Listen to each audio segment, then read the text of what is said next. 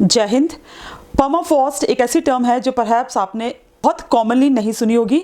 आज की वीडियो में हम इसी टर्म को डिस्कस करने वाले हैं which is known as permafrost. Permafrost basically किसी भी ग्राउंड को कहते हैं जो 0 डिग्री सेल्सियस पर कंप्लीटली 2 ईयर्स से ज़्यादा समय के लिए फ्रोजन रहता है। ऐसे एरिया को हम पर्माफ्रॉस्ट एरिया बोलते हैं। ये परमानेंटली फ्रोजन ग्राउंड्स बहुत कॉमन है हाई माउंटेन एरियाज पे या तो हाई एल्टीट्यूड रीजन जैसे नॉर्थ पोल या साउथ पोल पे। और पर्माफ्रॉस्ट अर्थ का बहुत सारा एरिया कवर करते हैं। नॉर्दर्न हेमिस्फीयर में तो near about a quarter of land area is covered by the permafrost. Permafrost में ग्राउंड फ्रोजन होती है, लेकिन ऐसा नहीं है कि यहाँ पे स्नो परमानेंटली सरफेस पे देखने को मिलती है। अब क्वेश्चन ये है कि पर्माफ्रॉस्ट बने किसके होते हैं। तो permafrost are made up of combination of soil, sand and rock, जिनको आइस एक साथ होल्ड करके रखती हैं। पर्माफ्रॉस्ट का जो सरफेस एरिया है वहाँ पे जो जमीन है या सॉयल है वो large amount of organic carbon को होल्ड करती है। इट मीन्स कि जो डेड प्लांट्स है जो डिकम्पोज नहीं हो पाए या जो सड़ नहीं पाए because of the cold temperature. और जो लोअर पर्माफ्रॉस्ट लेयर्स है वो कंटेन करती है मिनरल्स। जो पर्माफ्रॉस्ट की टॉप लेयर है वो पूरे साल ही फ्रोजन नहीं रहती है। जैसे आप इस पिक्चर में देख सकते हैं, this is the top layer. ये टॉप लेयर को एक्टिव लेयर भी कहते हैं। जब समर सीजन होता है तो इसमें थॉइंग मीन्स द फ्रोजन और solid state changes into liquid and soft state.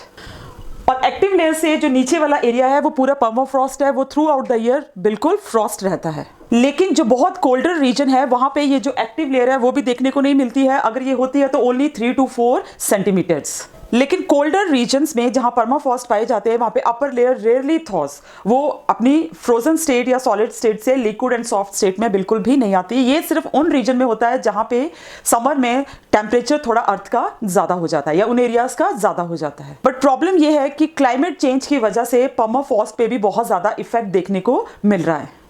जैसे ही अर्थ का क्लाइमेट ज़्यादा वार्म होगा तो पर्माफ्रॉस्ट में थॉइंग की प्रोसेस ज़्यादा रहेगी, जिससे वाटर एंड सॉइल को वो ज़्यादा लीव करेगा। और इसके जो रिजल्ट हैं वो बहुत ही ड्रामेटिक हैं। उनको डिस्कस करते हैं वन बाय वन।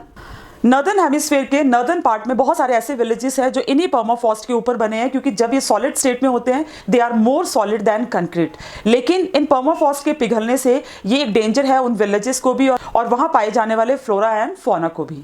सेकंड इसका इम्पैक्ट है कि जब पर्माफ्रॉस्ट फ्रोजन होते हैं तो ऑर्गेनिक कार्बन इनके अंदर ट्रैप रहती है। लेकिन जैसे ही ये इनमें थॉइंग शुरू होगी, ये अपने फ्रोजन और सॉलिड स्टेट से सॉफ्ट या लिक्विड स्टेट में आने शुरू हो जाएंगे, तो उससे डीकम्पोजिशन की प्रोसेस स्टार्ट हो जाएगी। वो जो डेड प्लांट्स इन पर्माफ्रॉस्ट में बरिड हैं, और इस डीकम्पोजिशन की प्रोसेस से मीथेन एंड कार्बन डाइऑक्साइड जो ग्रीन हाउस गैसेस हैं वो एटमॉस्फेयर में रिलीज होंगी।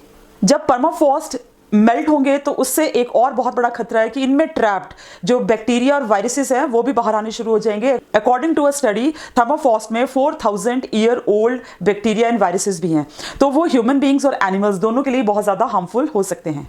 सो because of all these dangers scientist are monitoring the condition of permafrost very closely. Scientist satellite की हेल्प से इन सारे रीजन्स पे लुक आफ्टर करते हैं कि इनमें क्या चेंजेस आ रहे हैं, बिकॉज ग्राउंड लेवल पे जाके वहाँ पे इन एरियाज को स्टडी करना लिटिल कॉम्प्लिकेटेड है।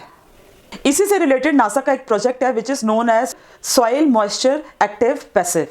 इसी से रिलेटेड इसरो और नासा का एक project which is known as NISAR NISAR means NASA ISRO synthetic aperture radar mission. ये मिशन लॉन्च किया जाएगा 2024 के फर्स्ट क्वार्टर में आफ्टर ऑल टेस्ट। ये मिशन एवरी 12 डेज में पूरे ग्लोब से डाटा कलेक्ट करेगा and the data will be related with Earth's ecosystem, ice mass, vegetation, biomass, sea level rise, groundwater and natural hazard like earthquakes, tsunamis, volcanoes and landslides. इसी के साथ ये project understand करेगा the changes of the carbon storage in forest, agriculture, wetlands, permafrost and ecosystem. Let's save this earth together. जय हिंद।